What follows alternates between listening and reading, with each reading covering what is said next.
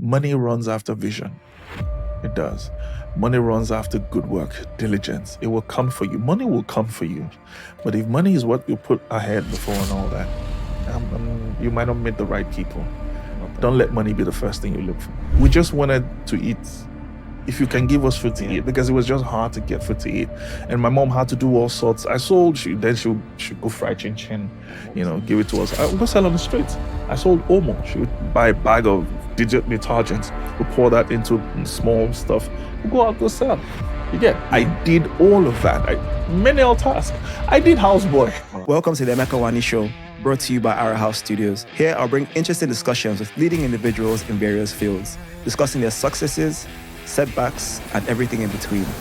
I also hope I can bring one or two laughs along the way. Welcome to the Emeka Nwani Show. I have a special guest today in the building. I'd like to welcome one of the most recognizable faces in Nigerian and African football, a multi-award-winning TV and sports presenter and journalist, the great Mozez Praiz. Thank you for coming. Pleasure, man. Really, I appreciate it. Thanks for having me. Thank you so much for coming. Just before we get going, you're my first when it comes to podcasts. I really hope I can do it justice because you are my first. It's such an honor to have you on the show. Mm. So I know there's so many things that people would want to know about you because on camera, you're one of the most suave, smooth-talking, competent people in sports. And you're the face of sports in Nigeria, in terms of like journalism, TV. So I think there's so much we can unpack here today. And I know there's so much that people want to know. So, but with all these things you've said, I hope my bosses are watching this. Though, man, come on, I need a raise. A raise. You all need to give me a raise. A raise. Again, so I appreciate you coming. Thanks. So first of all, I know you always get this about your name. I know the name Mozez Praiz. I know it's your real name. I know you're tired of answering the question. I am, but it's such a unique name, and I'm sure you get that all the time. Like how and why? Like, have your parents even how? I don't know. It's just such a unique name. I don't know. Let me tell you how crazy it is. At the office, when I just joined, I think I joined them in 2006. And I was categorized as an expert. That's one of the expert rates because of the name. In fact, many people didn't know I was Nigerian. And by the time, we got to talk and stuff. And I find that very fascinating when people say you don't sound Nigerian. I'm thinking, how do Nigerians sound? I can see that they might think you're... Now, it's even worse when you go abroad because they don't believe you're Nigerian. So I went to the finance guys. I said, look, come on, guys, whatever benefits the expatriates are getting, I need to get those benefits, So, but that is my name. And somebody said to me, so what's the difference between the Moses, your name, and the Moses in the Bible? I said the spelling. It's as simple as that. It's just the spelling. And what people fail to realize is Moses in the Bible wasn't written in English, okay? It was translated, of course, transcribed to English. So if you go check the real spelling, it's how the South Americans will actually pronounce it. So you say Mozez, something like that. So, guys, it is what it is. It is what it is. I've asked the question again, guys, so it is what it is. Okay, so I think I like to also touch on the background of people I speak to know what shaped and molded them into becoming the people they are and to achieve the successes that they have. So I know that you're the first of 9 children from Lagos State. So can you just tell us a bit of that background? What was it like in the house growing up with 9 siblings? Obviously, your family, were there a lot of responsibilities on you? Were you the popular kid? What was life like for you growing up? It was it's very weird when I think about it. I rarely talk about my background, especially with how we grew up. We grew up poor, piss poor. It was that bad. It was always a struggle looking for what to eat. You had to wait for your dad to come back at night. And there's a restaurant we go to buy soup. We don't buy the swallow, we buy the soup. Come back, and then we'll make the eba we want to make to eat with that. It was very hard growing up, But I didn't see any of that. I didn't see it as lack because I and my siblings were a drama group. We literally created whatever fun we wanted to create just as the day goes by, Did I feel like I lacked anything? At times, because then, oh, they said we need to bring this in school and all that stuff, you're not going to get it, so I kind of understood that. And because of that, many times we get thrown out of the house we lived in because we couldn't afford rent, so, and by the time I had gotten a bit older, we moved around a lot of times. So when we get thrown out, we move to our grandma's. I see. We'll stay there until we find a new place, and then we move out. When we get thrown out, we go back there. And it's not as though my grandma had a whole house. Yeah. It was just a 1-bedroom apartment. And I'm talking, how many people are in that room? Yeah. It was crazy. So I think that's I think, again, like, so visualizing that now, because I was the only child for about 8 years. Wow. So I was like, so it's just complete opposite of that. So I used to have to play sports with either like maybe the security men or my cousins that would come over. Yeah. So like just visualizing that now, 9 of you guys in like a small space. A small space. And it's not just, I'm saying my grandma had at least 2 or 3 of her children, grown children living with her. And then her eldest child, my mom, now moves in with all her children. Wow. So it was really, really crazy. But hey, we made do. We kind of passed on. And so when my mom were moving on, I decided, you know what? I'm not going to move with you guys anymore. I'm going to stay here with my grandma. So this was all in Lagos. My grandma is late now. I stayed with her. I was literally her favorite grandchild. So I stayed with her. And I think that was where I started carving away for myself. So I had to go learn how to do stuff. I worked at a car wash. That was somewhere in Costain. I washed cars. Then I found a friend of mine who, school then, friend of mine who was into, I think he was like a storekeeper at a restaurant. Okay. I told him I wanted to come work there, so he made plans and all. I went to the restaurant. I worked there in the kitchen, washing dishes, and I always take remnants. I sat and take it home for our dog. I was the dog. I was the dog. So I ate people's remnant. And it didn't start there. Even when I was much younger with my family, still living with them, then when they had parties in Lagos, they had it on the road with wooden benches, wooden chairs that you could fold up. Okay. All right. And we go there and say, oh, we can help you wash your dishes. And I said, fine not. So we have them clear the table over, make sure we can get enough remnants. We are the people to eat the remnants. You understand? It's for our dogs. That's all we say. So it was really, really was grinding. I think it's amazing. Like hearing that story, I think it's amazing because again, people never know what people have what have gone through. Because again, seeing you and like knowing you, you would have thought that you had not the easiest upbringing, but like people actually thought I grew up with a silver spoon, and it never happened from that.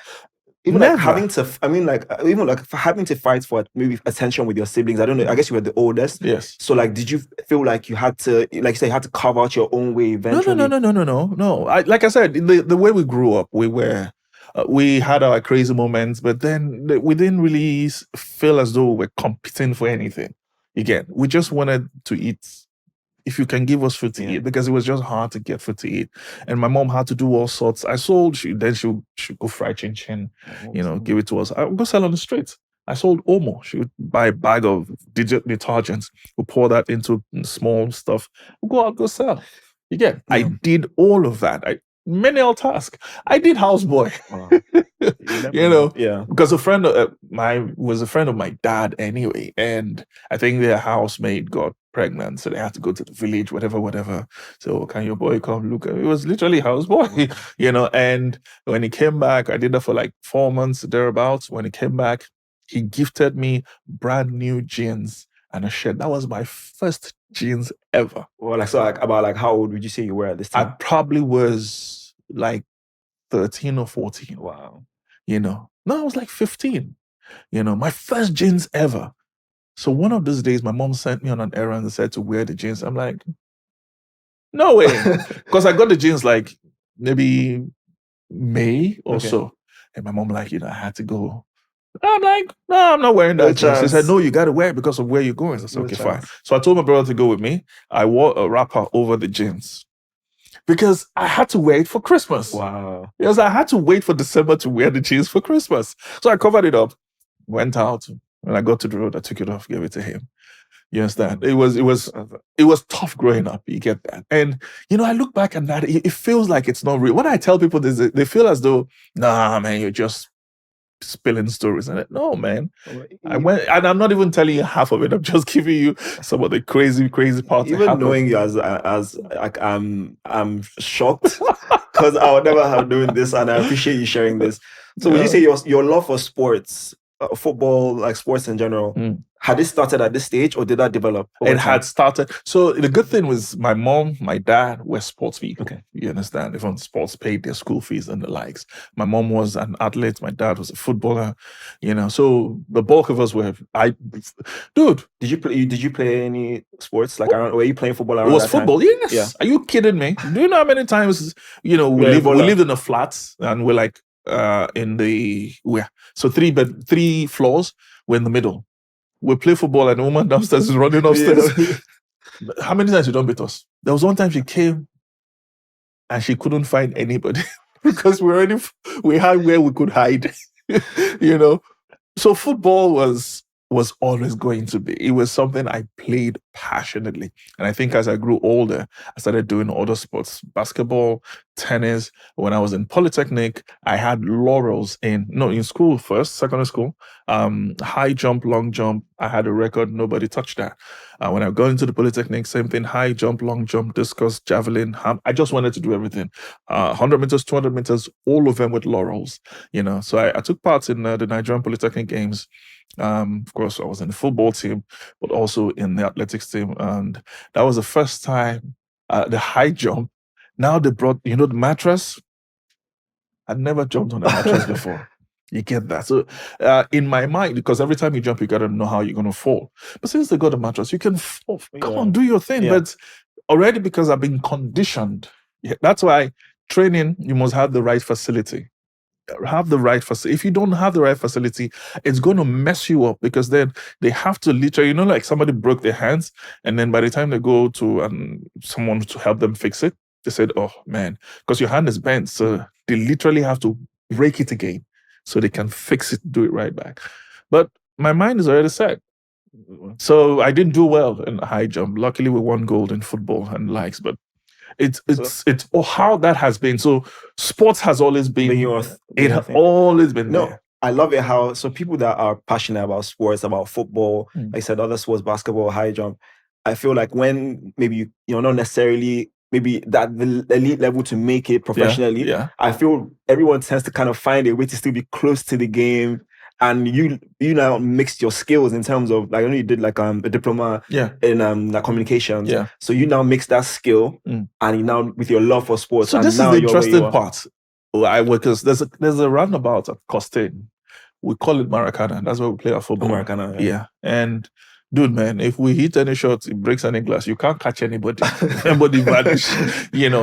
And I play football there a lot. I had people who approached me and said they wanted to take me abroad. I ran away from them because I thought they wanted to kidnap me. It wasn't like the craze you have now where parents are pushing their children, play football. It wasn't there, you get. Till tomorrow, my coach in the Polytechnic and a few other people are offended at me because I should have played football professionally. The opportunity was there. I played in the school league, and not just in the school league. I also played in the league in that area where we were. So the school participated in the league. I was known for football. That's why till tomorrow, it's hard to do other stuff. Not that I can't do it. I do it. But once you're doing it, somebody sees and says, what are you doing here? You understand? I go cover a golf tournament. Somebody sees me and says, what are you doing here? I said, I'm a sportscaster. I'm not a football caster, a sportscaster. So it means I do a range of sports. Yeah. And literally I can do any sport. Yeah. That's why I'm very excited with new sports, coming up. So for me, sports, if it wasn't going to happen professionally, I'm happy it turned out the way it turned out for me, that I got to do it. And I got to study mass communication to become a sports journalist and the likes. But very importantly, if somebody asks me, so if not sports, what would you have done? I don't know. So maybe it will still be sports or maybe drama. So what position for? I'm sure people are wondering. So, like, what were your skills? Like, what position did you used to play back in the day? Started off as a right winger because I was pretty fast. Yeah. Pretty fast. And as I got older, the coach in the school decided for the Principal's Cup, and I wasn't like tall per se, He said he wanted me to be in defense. I hated it, But it's fine. I played defense. Then, of course, so got older, realized, wait a minute, I'm pretty good at this stuff, And then when the height came, it was just what they needed me to be. And that's how I literally got into the Nipuga team in Ibadan then. This was 1995. Okay. And there was no aerial ball in my 18-yard area. It's my ball. Unless the goalkeeper says it's going for it. Yeah. So I played defense. So right now, when we do celebrity games, I'm not playing no bloody defense. You do your defense. Try to get goals. I am not running. I'll be front. Give me the ball. I'll play in the midfield. You understand? Because there's no bloody way I'm running helter-skelter for nobody. Because right now, that's why it's called celebrity games. Okay, you got to do what you want to do. Yeah, of course. So that's it. So you touched briefly on your diploma in communication. So after, what was that experience like? And after you did that, were you now like certain that, okay, this was like the avenue you wanted to, the path you wanted to take? I know I have a whole lot of story to tell you. But I'll try to give you as short as can. It was never going to be mass communication. Okay. Because after I was in secondary school, I didn't know what I wanted to study in university.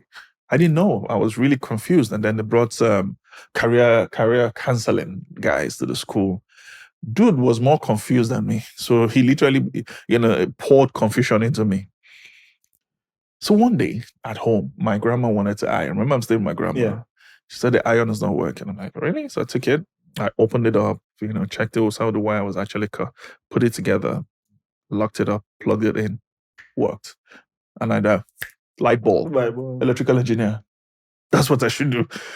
My scores says that is not you at all. Because I had F9 in physics. Right? People say, you guys. I said, look, that's my past, okay? And it's part of my history. So I'm not ashamed to say it. I had F9 in physics. I was horrible at mathematics. I hated it. Same. You get that. So, but look, I just fixed an electrical appliance. That's electrical engineering. And I actually got admission to River State University. I'll never forget, man. Got admission. Got in there. I and my dad went there. We went to the admin's office and blah, blah, blah. I even met the boss man there who said, no. Say, my name is not on the list. He said, but this is my name on the list and all that stuff. Said, no, nothing like that.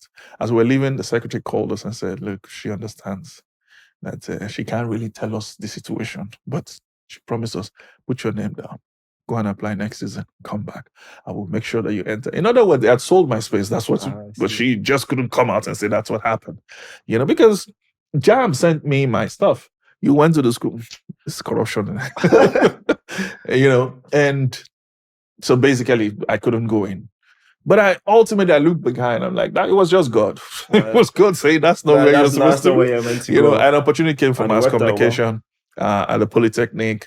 And I wanted to go to university, but I'm like, okay, fine, I'll do it. And I had to hide the course from my friends because they were like, oh, it's a woman's course, mass comm, woman's course. But man, after a year, I'm like, wait a minute, this is me, because it was everything. I was so popular in school. I was doing events as the MC for other departments that were not mass communication. You understand? I was known by everybody in school. Have you always had the gift of like speaking and like, do you think you realized that later on, or even like when we were younger, could you speak? Were you like your oratory skills, were they always like on point as they are now? Would you say? No, or you worked on it a lot? I think I worked on it. But then I just didn't know that I spoke well, you understand? But I realized that, so I've always been of the opinion, and I'll tell you that now, that ultimately, Emeka, when you are a presenter, when you are, whatever you do, you are selling a product. But you see, it's really, what sells that product is not the benefits of the product. What sells the product is your conviction, the enthusiasm you carry. That's what you sell ultimately. So when I'm talking to you about a sporting event and all that stuff, it's the way I'm talking about it that people buy into. Hence why, as someone who's going to be in front of a camera the way you look is very important. You can't look shabby. Let me tell you how crazy it is. It's as bad as I'm going to be on air. I can't afford not to smell good because that does something to me personally. Do you understand that? That does something to me personally. And you come in through there and your confidence level, you can smell your perfume once in a while. I'm like, yeah, you're about to deliver on something good. And so most times I say, I don't care how much you enjoy a meal, you're not just going to swallow the whole thing. No. When you chew it, you run it through your mouth. Hence why I say to people, don't rush your words. Pace yourself. These are some of the skills I train people on. Pace yourself on it. Enjoy what you are saying. That's what people will buy into ultimately. So most times I've heard people say, I have no idea. I'm not a sports person. Ladies, I'm not a sports person. I have no idea what you're talking about. I just enjoy the way you say it. And that's the selling point ultimately. So having to speak, I think maybe because I just enjoy the way I looked back then and how I could carry an event. But ultimately, I started to realize you don't need to have an accent, okay? You just need to pronounce the words the people who own the words want you to pronounce it. And that's all I did. So I used to read the dictionary a lot back then. How are these words pronounced correctly? And that's all I did. Love it. Because I remember when we first met, that was what you said now was one of the first things you told me. And I'm still working on that. I've tried to remember that you always said how you say the words and not rushing your I can categorically say to you, Emeka, that you have improved massively. I know how you were the first time. Because half the time I'm like, what did you say? I said, calm down. You're rushing your words. Calm down. Yeah. But now I see you and I enjoy that. You should continue to do that. But you see, it keeps going on, man. I keep learning every day.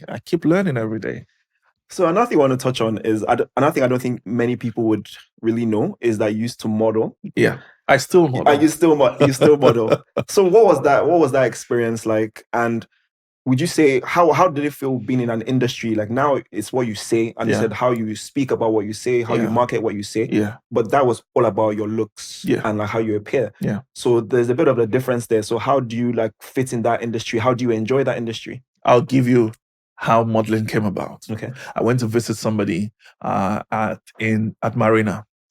Then when you wanted to take an elevator, you had an elevator operator. When was this? Like around? This was in the 90s. Okay. Early 90s. Early 90s, very early. Then no matter where you go on the island, because that was where the high rises were, there's always somebody seated in the elevator. It says, what floor? I say, 7th floor. You press it. Oh, Nigeria, the way we do this. And I went in one day to see somebody, and I saw this. It's a young chap. And the guy said to me, bros, you see everything we're going to give you 2-2. If you give me 1-1, the thing what I will do, you should be modeling on, laughed it off and all that, left it. Another time I went to the same office. It was AP office in Marina, African Petroleum. Dude saw me again and like, bros, don't forget that modeling. You're supposed to do modeling and everything. Laughed it off, left it at that. Paid no mind to it. I now bumped into this guy at mile 2 bus stop. Okay. The same guy? Same guy. So, bros, he was even in a bus. I was driving. I was like, hey, bros. I'm like, hey, guy, how far all that? How far? You did money, don't do. So I'm like, okay, wait a minute. What is your own? What is going on? What is going on here? That weekend I was in church. There was a woman who used to dance for Sunny Ade. She was a member of our church. She was, well, what's we call now video vixen. Okay. But they were not vixen because we're well dressed. They dance for all of this musicians back then. I always known her with Sunny Ade. And she sees me and says, you should be modeling. What is your look and everything? I'm like, for real? Okay. At that point, I decided, okay, I need to take this serious. So let me speak to somebody about it. And I did. I got introduced to an agency, Modella. And the thing about Modella is Modella grooms his models. Yeah. He teaches you how to catwalk. You understand? So we had days for catwalk and all of that stuff and started getting jobs. My first modeling job was a calendar job for 5,000 naira. Wow. And Modella took 30% because that's his rate. That's the deal you sign. Took 30% of it. And after the job, I said to him, if it's less than 10,000, don't call me. So I did another job, 10,000 and stuff. After that job, I said, if it's less than 20,000, don't call me. Because I had where I wanted to go with this. I wanted to be recognized as one of the top models. But ultimately, I realized I wanted to also have a proper modeling agency. Because I just realized the bulk of the agents we had then were people who had failed as models. You understand? And they just decided, you know what, let me be an agent. And it's just gathering people and they say, give me a picture, give me a picture, you know, all of that. So it was a hustle ultimately for them. And for me, you know, I wanted, look, I wanted it to be something because then, you know, we had, look, Tyson Beckford, all those people were doing well on modeling. And, you know, you wanted that here. But the terrain didn't agree for that, more or less. So I went to South Africa. My first visit to South Africa was for me to go understudy how they did modeling. So that was the main purpose for that. That was the purpose of going to South Africa. I went there, met an agency, told them what it was and stuff, G3. And G3 said, okay, they'll get back to me. So when they called me back, they said, look, our labor laws. I said to them, you're not paying me. I'm okay. I have where I'm staying and all that. I just need to see how you guys do things so I can go back home and do same. And they said, oh, the labor laws will not allow for that, blah, blah, blah. But you know what? Your model, can we represent you? So do you have a portfolio? I gave it to them. I looked at it. Can we represent you? You know, that was how I ended up modeling in South Africa. I see. I had no intention of doing that at all.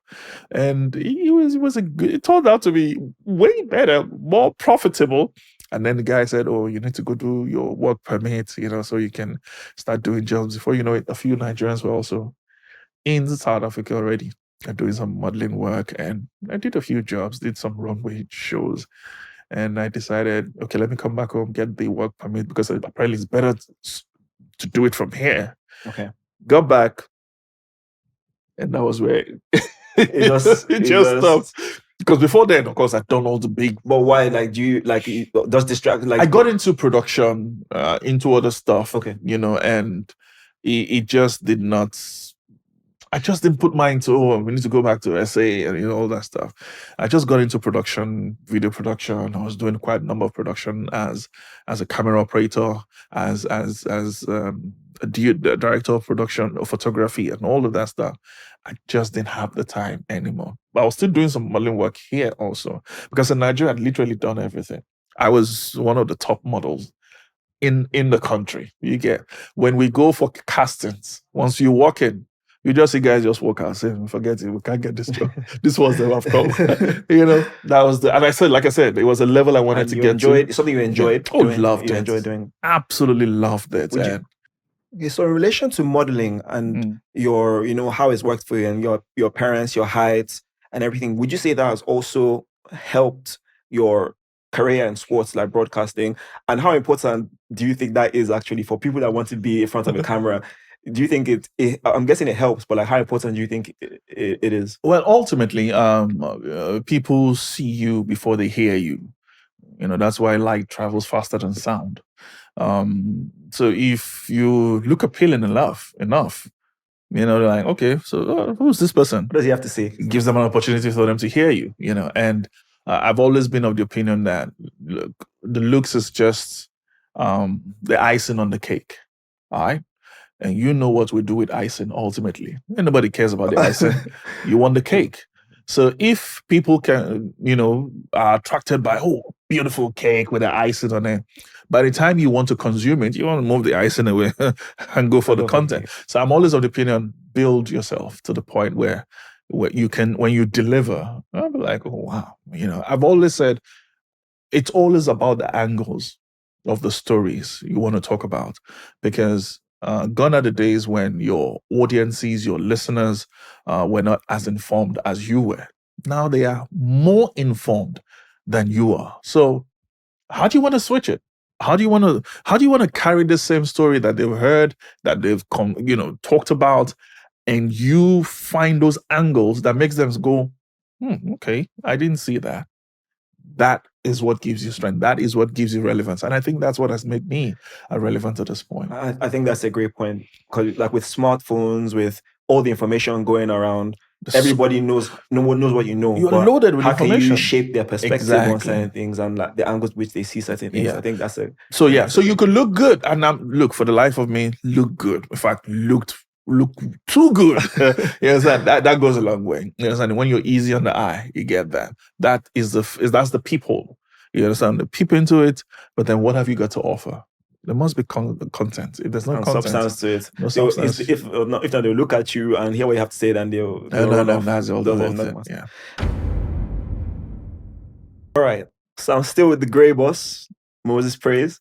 So as part of the show, we have a quick fire question segment, and I feel a lot of your, like, the audience would love to hear some of your answers. So. Okay, we're all set for this. Okay, so first one, we all know that you claim that you're not a European football, like, you don't have a team. You people should let me. You don't have a team. I don't have a team, and I still don't 100% believe it. But you know what? Everybody disbelieves that. I'll let that go. But my question is: are there any teams, or is there any team in any era that maybe you have a soft spot for?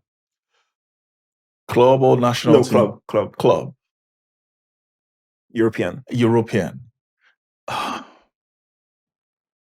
So here's how it works for me. Okay.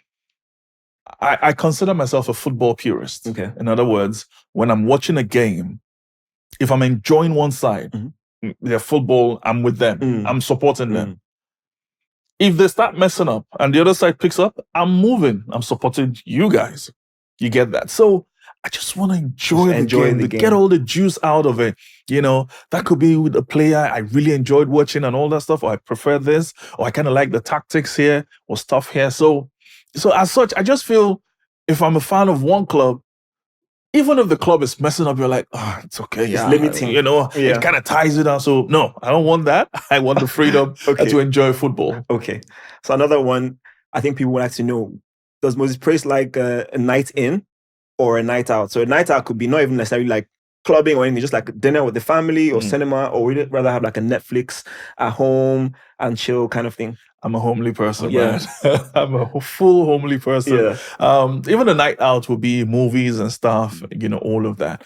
But I think I'm a homely person. Okay. Another one, I think you laugh at this one. Would you rather lose your height or your hair? Because I know, again, as the Grey Boss, we know the swag. So would you rather lose your height or your hair? Okay. And beard? Well, dude, I can grow them back. I mean permanently. But here's the thing. I will still rock the Grey Boss. Yeah. You understand? I mean, the gray hair and all of that plays, you know, a big role in this. But as a Grey Boss, that still stands firmly. So I'm keeping the height, man. Okay. That's a good one. Movies or TV shows? Movies. Really? Yeah. Come on, man. I don't want nobody stringing me along. So just let me see the whole thing, end it. And if you say, okay, there's like a part 2, fine, I get that. But you know, you're watching the whole thing and then you get all tied up. Let me tell you how bad it was. It was Prison Break. Then, you know, and it's a classic right now, right? And I was watching this stuff in my house as a single person. I'm the only person at home. I'm watching this stuff. I need to pee. I can't move. Can't get off. Because I'm like, no, man, if I move, I could pause this bloody thing.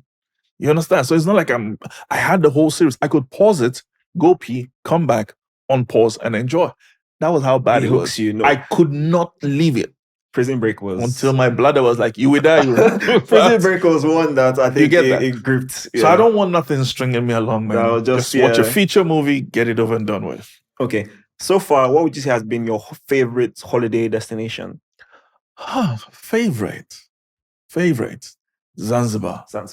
Yeah. Okay. And it was very accidental, you know, because I went to Tanzania, we did some stuff, and they said, oh, you know, let's just head to Zanzibar. It's a very short flight and all that stuff. So when it's a short flight, I'm thinking, 30 minutes flight. Dude, it's a 10 minutes flight. Literally, you go up and you come down, you know, and first and foremost, you know, it felt like I was in a village. And then by the time we got into the resort, my word, it's a beautiful, beautiful place. Love it. So on camera, you're very calm, you're very composed, you know, how you carry yourself. So I think we would like to know, when was the last time Mozez Praiz lost his temper or had to really shout? That would be at home. But then again, the only people who can trigger you are people in your That you house. love. You understand? Yeah. That would be at home. Even at work, so here's the thing I've learned, and I think that comes with experience of doing this over 25 years and more. No matter how crazy, I'll give you an example. 1999, we hosted the Under-17 World Cup, and no, 2009. Okay. We hosted the Under-17 World Cup. I think 1999 was Under-20. I was going to be on air. I think it was literally my first time doing a live production in studio. And no, it wasn't the first time in studio. But my producer, I think there was an error somewhere because, we had gone on a break and stuff. No, not on a, oh yeah, there was a break. Yeah. And it threw me on air. Just like that. Yes, sir. No preparation, nothing. It's a good thing you're not scratching your nose there and all that, whatever nonsense we do when you're not doing stuff. And I'm looking at it, realize, wait a minute, I'm on air.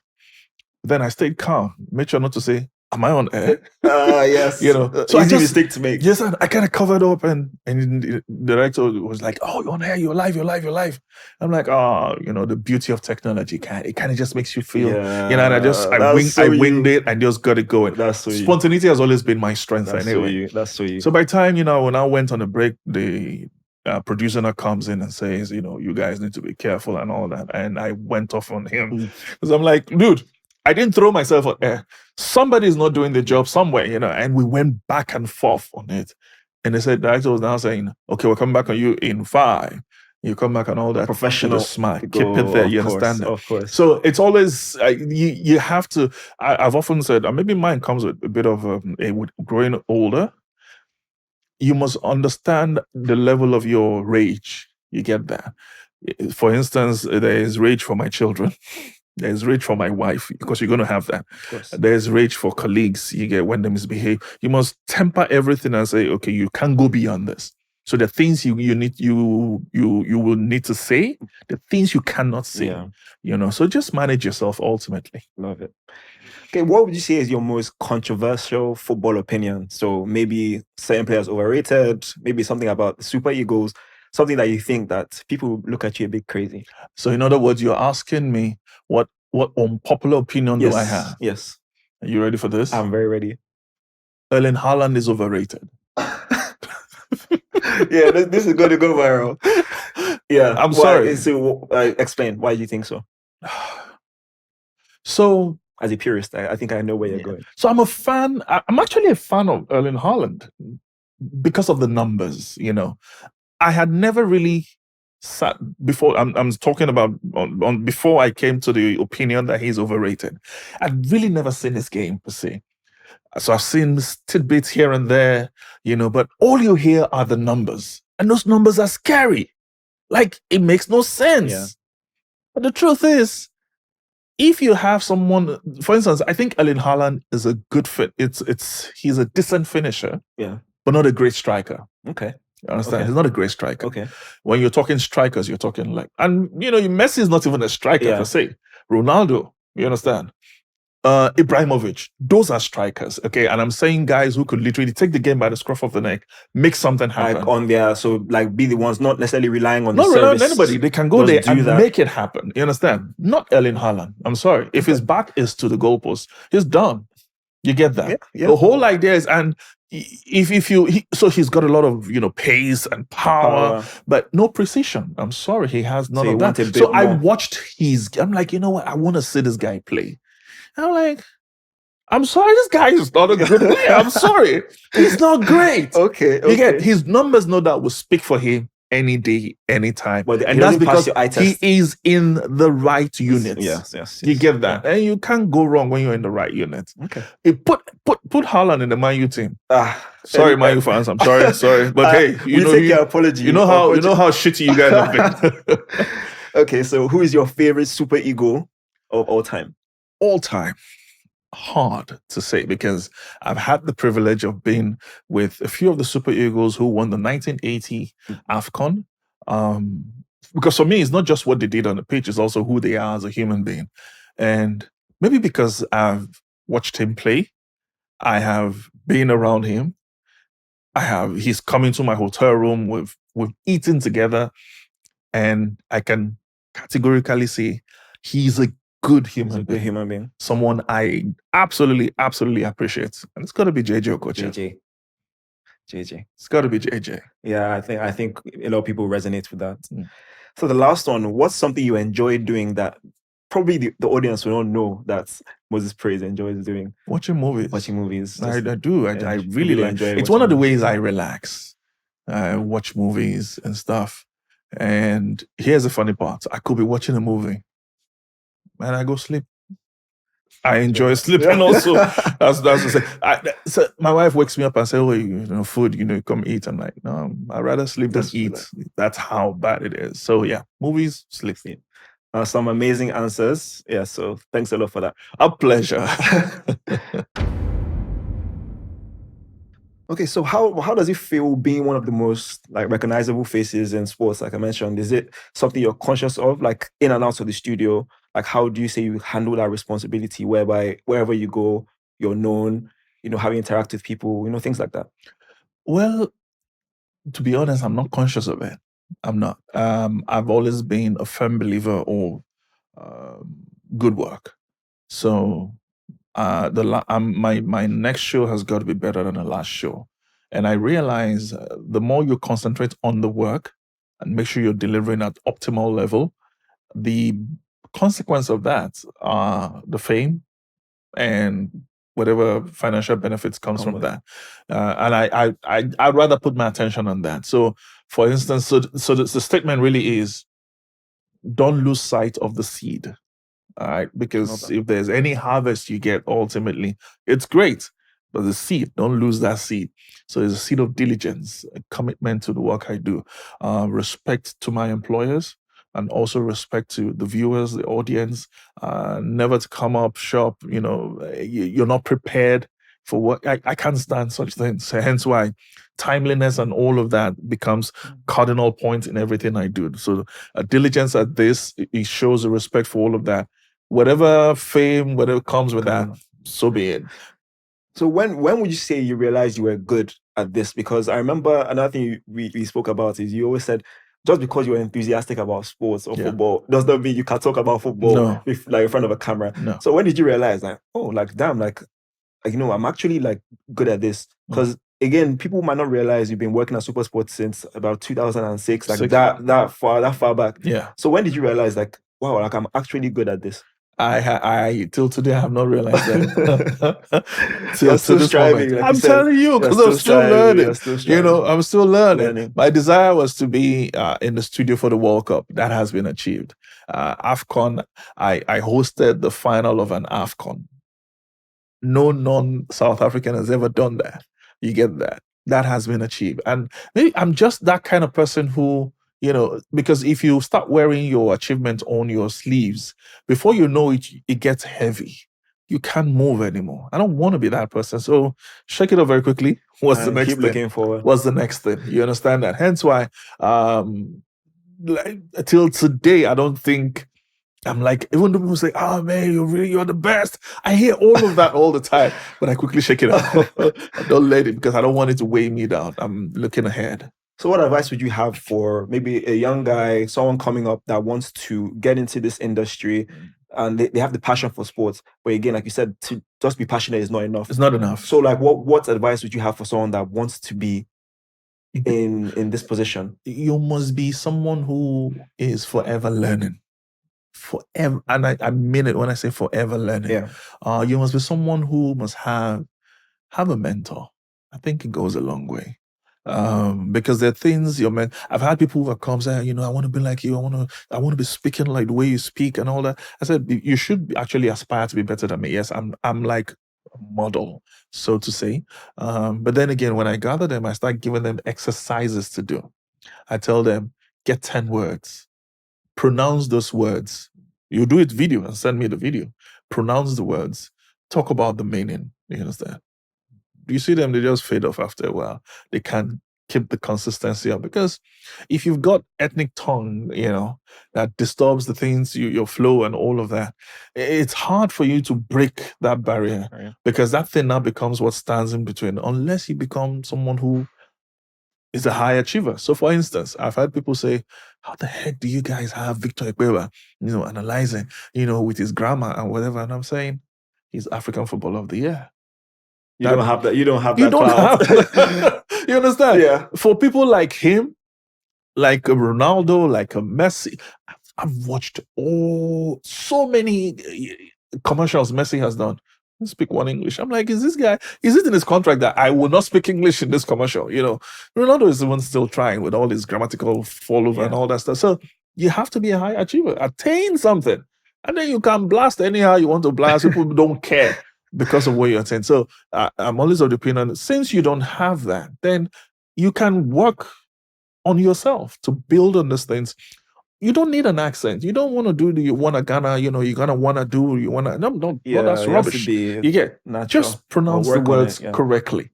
You get and continually till tomorrow. I still watch people present. I'm like, okay, I like what the person did there. Oh, okay. Because one thing you don't want to be again is a presenter.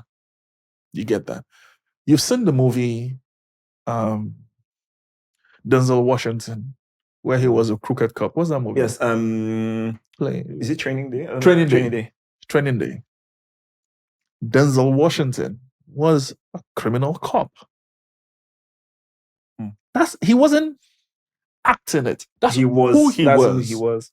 You get that? You look at that. If you never knew him, you're like, this guy is crooked. You get that? You see Patience Ozokwo.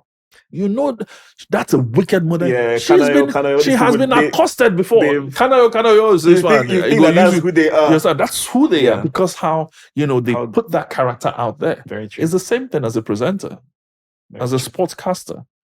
Put that thing out there that people. So when I present, I want you quarreling with me, even if you don't agree with me. No, I don't. No. But you see, my job is done there because I engaged you, even though I can't hear anything you say. I engaged you. And that's what you need to do. So when I present, I make it so natural.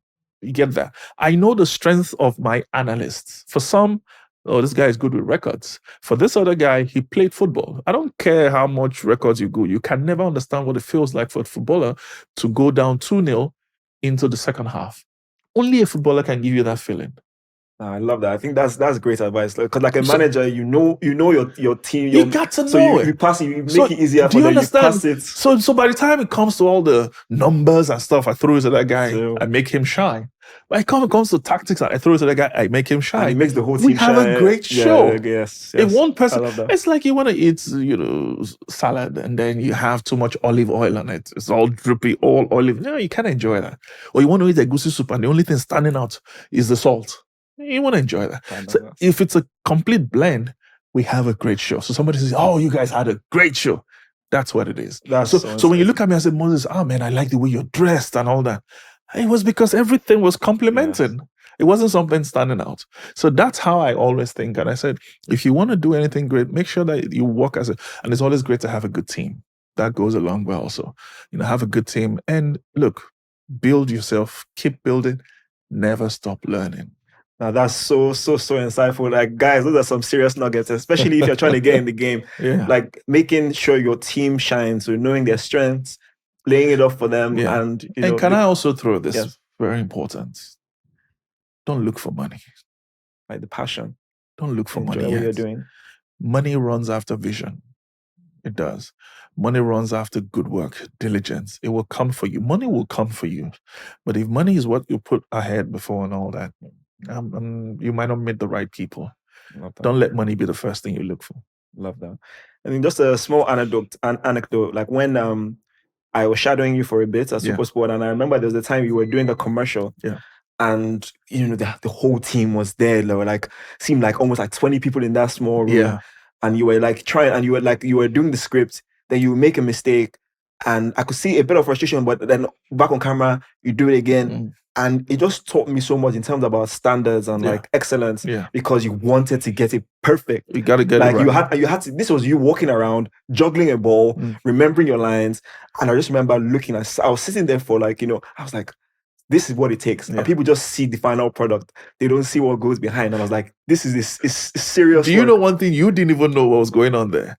the script they had given us 2 days before was changed that day as we were right there. Yeah. So I had to learn new lines. I see. You get that? And even though at some point they said, no, they thought this was okay. I said, no, I don't think it was okay and all that stuff. I had to feel it.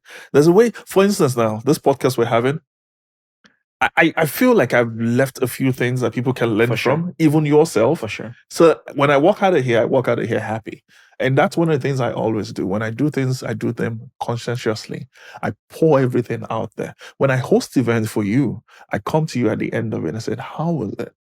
I promise you, if you are not happy, I will refund you because you pay me 100% back. I will refund you because what I want to build is a name. It's a legacy. It's respect. You get. And I know those are the things that actually will make you progress. Okay. So we're almost coming to the end of the show today, and it's been amazing. So another thing I really thought about was in terms of your privacy. I've noticed that you keep your private life.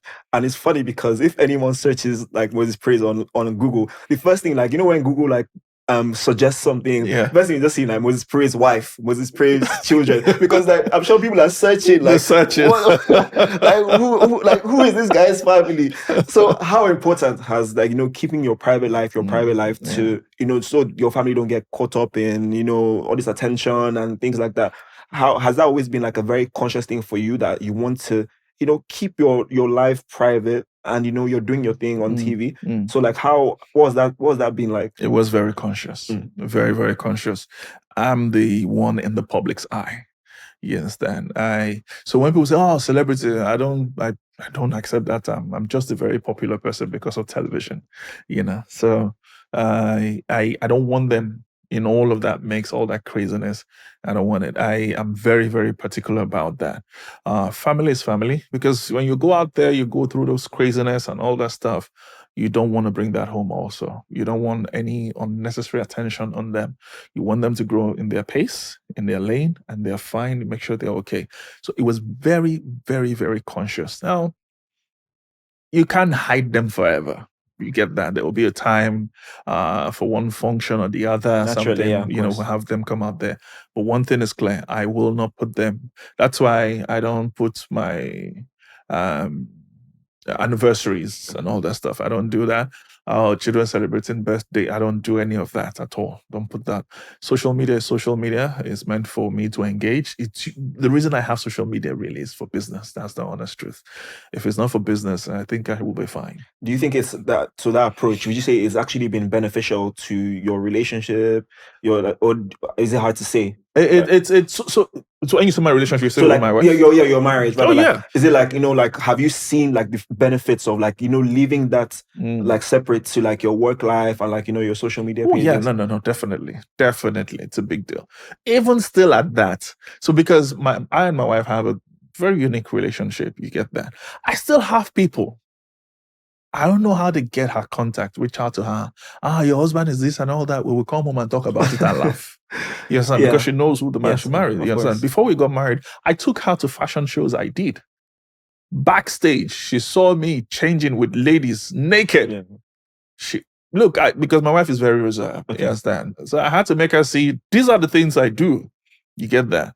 It was a shock for her, but she recognized, okay, this is what it's about. And we try to put things on the table. This is what's going on. So because my wife, come on, see, your husband, you're wasting your time. Like, you're wasting your time. You get that? Because of what we have built with each other. So like I said, you got to keep that aside to a very large extent, because I'm in the public's eye. But at the same time, I don't throw myself around a lot. And I see that's what a lot of people do, especially once you get a bit of fame. They literally launder themselves everywhere. They want to be seen, you know, because they feel like, you know, that's how you can actually get endorsements and all. That's not my thing. You understand? I'm always of the opinion, do the work. Do the work to the best of your ability. Go back home. Rest it up. So, and you mentioned in terms before the conversation, I could ask you stuff. So I want to, as a man, like, a conversation I like to have with other married men. Now I can say that as a married man. So how, being in the public's eye, and there's no doubt that I'm sure, you know, you get a lot of female attention. Yeah. Women, I'm sure, throw themselves at you and things like that. So, like for other like men, married men or men in relationships, how has that been, and how do you handle that? And I'll speak from my own perspective as well. Yeah. But like, I'd like to know, like, how do you handle that in terms of dealing with, that kind of attention? You like it or not, you're going to deal with it. But I think one of the ways God has helped me, and it's a big help, it didn't just start now, is that when somebody likes me, and I'm talking a lady, Yeah. I don't recognize it. I just think she's being friendly because that's who I am. Yeah. Also, I'm a very friendly person. I interact and all that stuff. So I don't see it as she's giving you. Look, if you like me, you're giving green light. You're on your own because I'm colorblind. I don't. I'm telling you, I don't see it. Yeah. I just think you're just being. You're being, courteous, friendly. Exactly. Yeah. That's me. So unless you come, and I've had a few of them come straight, this is what it is. I'm like, whoo. So how do you know? So do you like just unlook, or are you like like a polite letdown, like I'm sorry, this like I'm a married man, or do you just like unlook it? So I'm very, very, I respect women a lot. I will never say to you, I will never shut you down that way. I would always. So one of the things I do is I play a long game where I'm like, we should hang out. I'm like, of course, I think we should hang out. We'll make a plan. Realize this. When I say we'll make a plan, that means it's not going to happen. Yeah. I get you. I was like, we'll make a plan. Of course, it's going to be great and all that stuff and all that. And then I move the conversation somewhere else. You get. So what I do is I play the long game. They're like, nothing is really happening. Forget the whole thing. They let it go. Yeah. You get. But one thing also that I think has helped me a lot is, so I get invited to events and the likes and all that stuff. Now, to be honest, I'm not attending because I don't want to. I want to, but I tend to forget. Okay. So by the time I see them, I need to attend this. Oh, it was last week. Oh, 2 weeks ago. Oh, it was a month ago.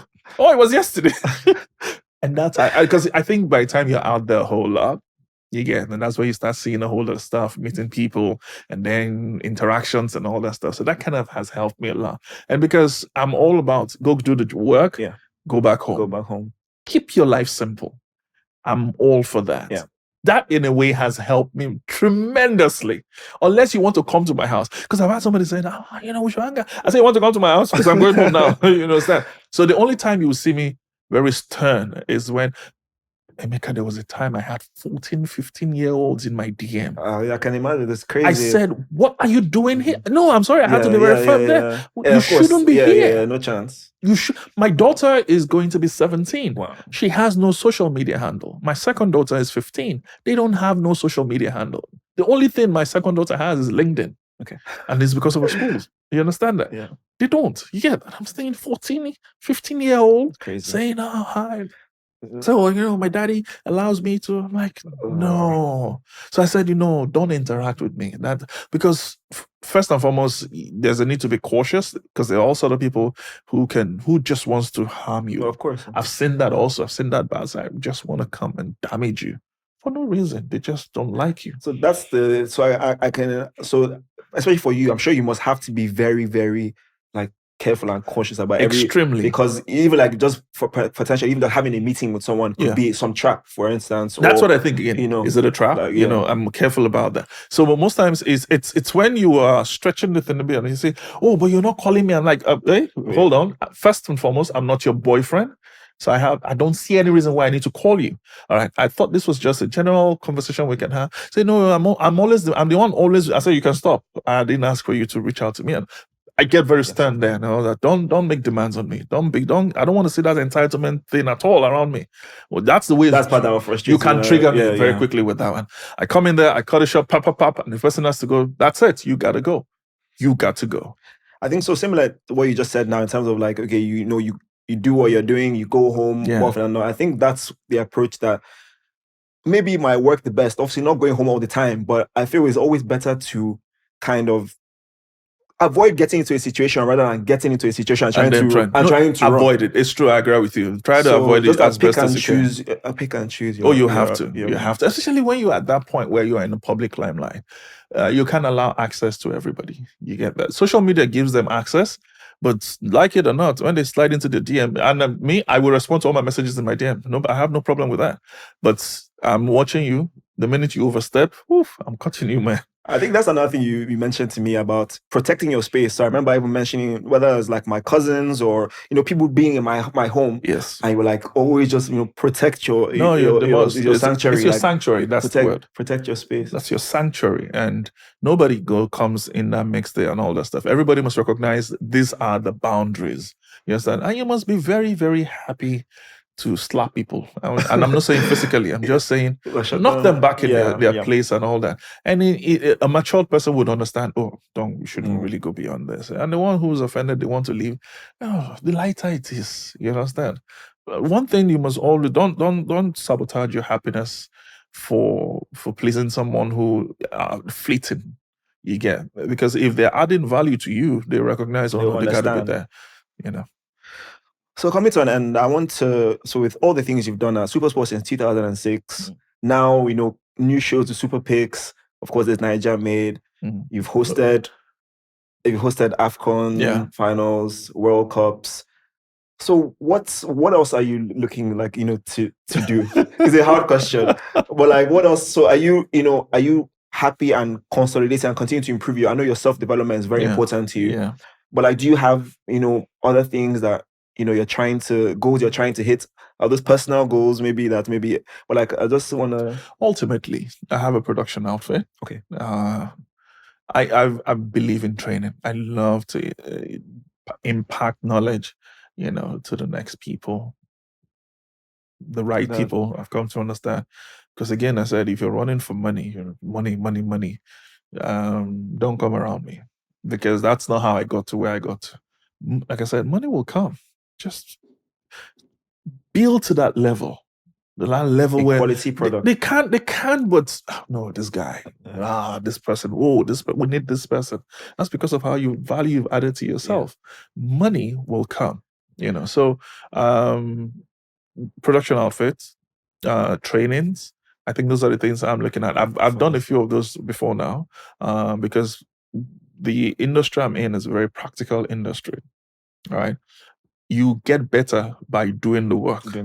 You get, it's not by theory. You get better by doing the work, and as you keep doing it, you keep doing it. I'm learning that, so every day. That's what it is. Learning that. I'm creating. I also want to have. Now I do a radio show, which of course many of the guys That's a bunch of guys that has gone through me. So some of them moved on to BBC. Some of them doing their own thing. I'm excited about that, and that radio station gives me an opportunity for me to put them on, and I'm with you. You understand? I'm literally holding you by the hand and taking you through that process of how to go about it. Now, it may be tough, but you must understand. Look, man, nobody goes through process, and process is enjoyable. No matter what you're wearing now, even if it's the outfit you're wearing now, I don't know if you ever try to prick yourself with a needle. And then with the cloth, if the cloth had mouth, you tell you, I'm in pain, and you had to put it together and say, beautiful outfit. Process is what delivers the product, ultimately. So process is very important, and I'm very big on that one. But I've had people say, come on, mentor me. Come on. I realize they're not serious. They're not serious at all. Okay, so final segment is called the redemption segment. So I'm redeeming myself. So I like to hear, especially from people that have achieved a lot. And as the public, we see the great things, we see the perfection in quotes, what we see as perfection. Of course, we know there's a process, as you said, behind that. So is there any time in your career or your life that there was a time you felt you failed, like you were almost like flat on your face, that you tried something and you failed, and then how you overcame that to get to where you are? I would want to thank my mentor, still my mentor. He's mentored me for almost 30 years now. And one of the first things he put in me is, there's no failure. There is no failure. You just learned how it will work. You understand? At times, what you call failure is because you didn't apply yourself appropriately. So I had never, that's why it's very hard when people say, any regrets? I'm like, I don't know, because I didn't see it as a regret. I didn't see it, I saw it as a learning curve. Opportunity, You understand? Okay. Well, Like, what did you do there? What did you do wrong there? How was it supposed to be done? How do you now do better? So by the time you do it, you move on. You're like, okay, so that was it. I just needed to do it better. You get that. So no failure anywhere. And are you going to have challenges? Heck yeah. You understand? Things are going to slap you back. You're going to have moments when you're down and stuff, but they're not failures. I just know once that happens in my head, I'm like, okay, you don't have enough capacity here. You need to build capacity here to move on, because you like it or not, if you choose to just sit there, that's fine. That's your choice. People are going to go past you. So was there one moment where, again, so maybe not failure, but you use something as like a learning opportunity? So maybe you tried, maybe it was on TV one day, like you messed up some words, or like something that maybe didn't quite go right, and you're like, oh, okay, like I can work on this, and now kind of many times a lot of things has happened. Production is crazy, especially when you're doing live production where everything is spontaneous and stuff has happened. You get that. And no, I don't think it ever stopped me. Again, remember, one of my strengths is spontaneity. So no matter how crazy it turns out, man, I would twist the whole thing. It becomes a fun situation. I mean, I was the first person who started by giving yellow card on air. Nobody's ever done that. You get Michael Owen and Owen Hargreaves, Dwight York, all these guys like, who's this guy giving us a yellow card? Who's this guy giving us yellow cards? But they liked it. You understand? Asamoah Gyan, to the point where I said they know that if your prediction is wrong, you're getting a yellow card. So I said, okay, guys, prediction. We say, we know the one prediction. You're now be giving us yellow card. Like, but that's what it is. That's what I bring on. You get that to create it. So I'm ridiculously optimistic. Ridiculously optimistic. But I realize that's me. So for some other people, a few things can knock them out. I buried like a big brother. He taught me how to drive. You understand? He taught me a lot of things. And he died. Buried him. That same day I had production. Oh, wow. I went for the production. I was listening to music. I was dancing through because I just needed to clear my mind off that. And just as I was about to go on air, I told my producer, I just lost my brother. He was like, I said, calm down. It was FYI, all right? Production's going to... And we had a great production, and I move on. And that's one thing I do. I move on very quickly from things. I don't sit there like, coulda, woulda, shoulda. Wow. You get that. Just, what happened? What do we need to do? So I'm very, very result-oriented. Like, what do we need to go? How do we need to get out of this and all that stuff? So that's how optimism. Okay. There's been an amazing, insightful interview with the great boss, Mozez Praiz. I thank you so much for coming. Pleasure. And I'm sure the viewers are going to be very, very inspired, and they learned so much from the talk. And I hope and pray for more success. Amen to and that. Health for you and the family. Amen. Thanks so much for coming. Thank you so much, Emeka. This has been beautiful. It's amazing. Thank you. Emeka Nwani. Yes, sir. Thank you so much. All right.